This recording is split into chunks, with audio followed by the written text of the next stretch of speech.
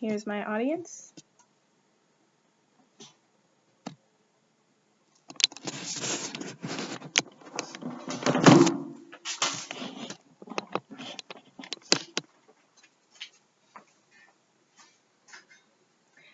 Have you ever questioned whether vaccines are actually benefiting our health and society?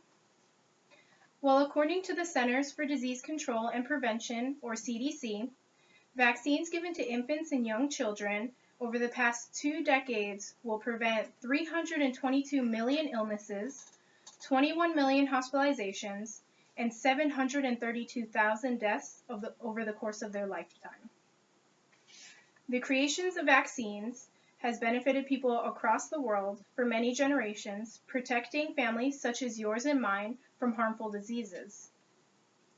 I have personally been interested in the topic of vaccinations and have been gaining knowledge on the subject through extensive research.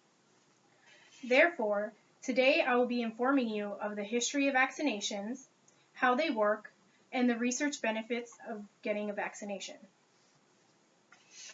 Let's start with the history of the first vaccinations.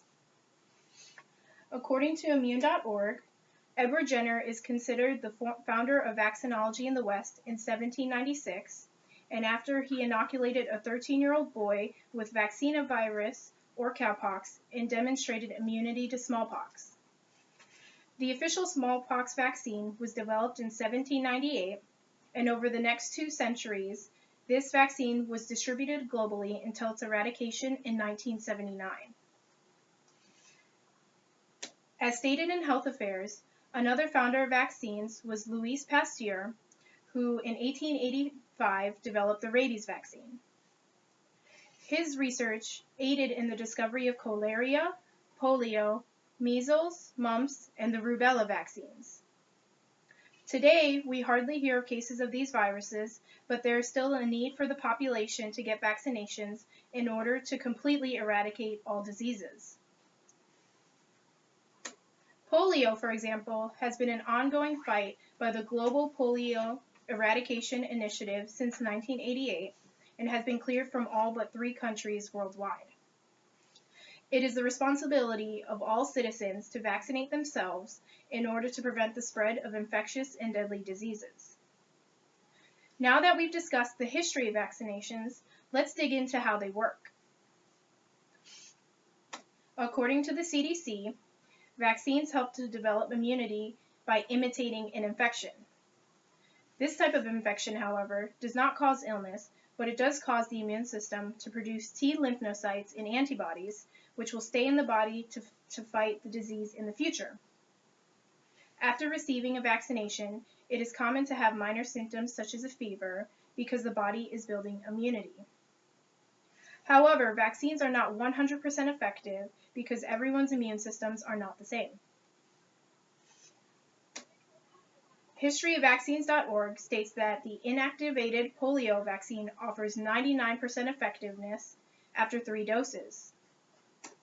The varicella or chickenpox is 85 to 90% effective in preventing all varicella infections, but is 100% effective in preventing minor to severe chickenpox. Although vaccines are not always completely effective for every individual, they do help keep majority of the population from contracting and spreading harmful diseases. I have just discussed with you how vaccinations work, and I will now discuss the benefits of receiving vaccines. The greatest benefit the world has seen from vaccinations is that it not only gives immunity to majority of the population, but it also saves many people's lives. According to Immunists for Good, 1 year of vaccines prevent more than 8,500 child hospitalizations in Colorado alone, 33,000 deaths in the U.S., and between 2 and 3 million deaths worldwide.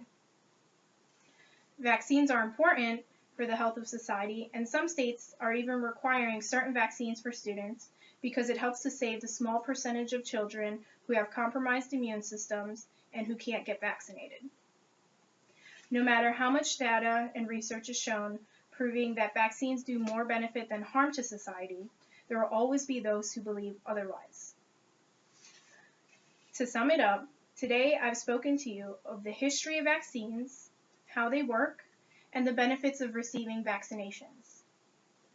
It has been proven in various studies how beneficial vaccines have been to modern-day society, saving thousands of lives each year.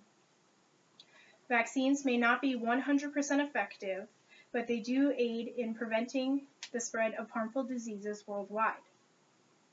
In conclusion, each individual must do their part in getting the proper vaccinations in order to save not only their own life, but also the lives of those who do not have the option of becoming vaccinated.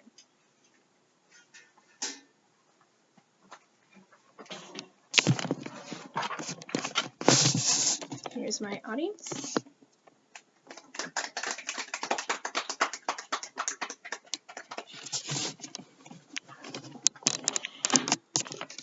Thank you for watching.